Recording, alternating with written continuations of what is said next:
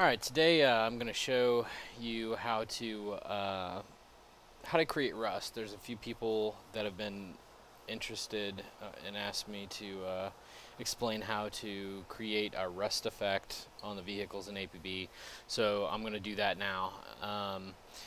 The easiest way to start is to select uh, the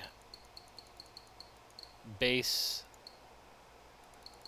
emblem that you want to use for your design. I have a preference. I like the digital clusters, 1 and 2. Um, you may think to yourself why, but I think it'll become clear as I continue here. So basically, when you think of Rust, you think of not just brown, not just orange, but like a mixture of um, colors. There could be red in there, yellow, orange, and different shades of brown, what have you.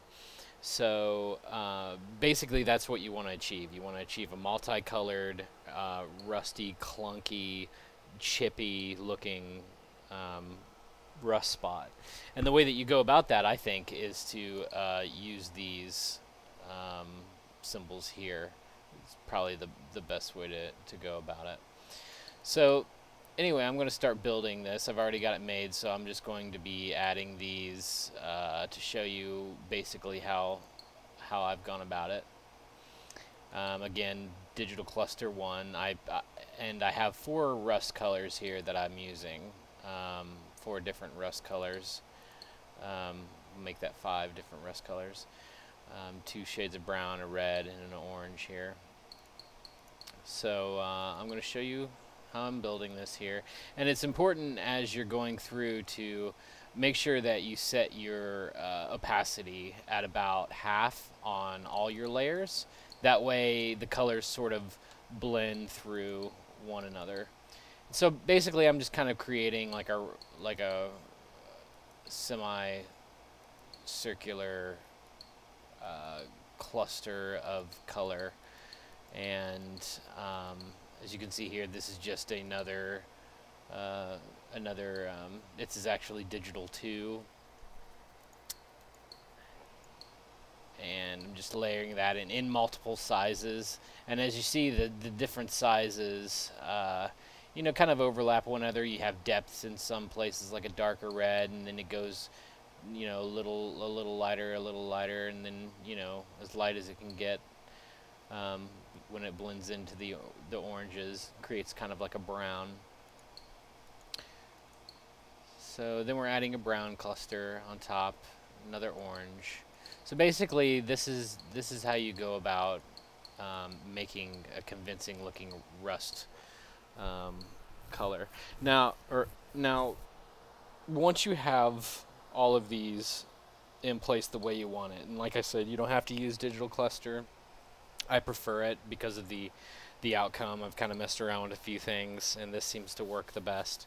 So once you have this, and once you're happy with this, with your base, then we actually move into making the rust shape. Now you can apply this directly to your car and shrink it down, and it would look convincing. But what I found was the real trick is using an inverted mask.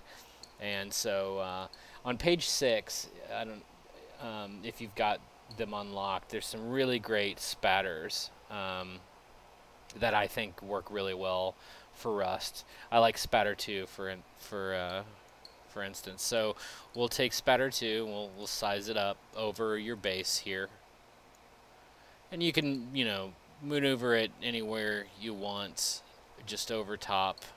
And then what you do is you have that, once that's selected, you just scroll down to inverted mask, and there you go. Now you can of course size this to cover as much or as little as your base as you want, giving you the opportunity to change the textures in different spots, and to get it the way you want it.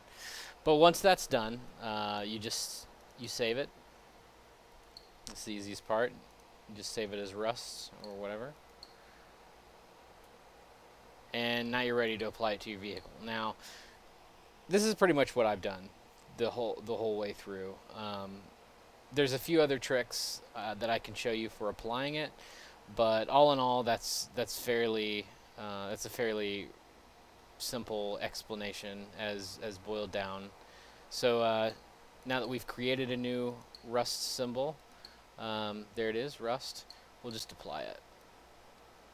And see, now you can see where the multicolors and the sort of digital clunkiness really works out well for the Rust as you can with the rest. Because it's not really about circular shapes or anything like that. You just want a nice blend of Rust color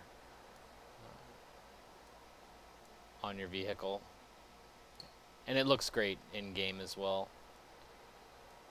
So we've applied our Rust, and that's about it. All right, enjoy.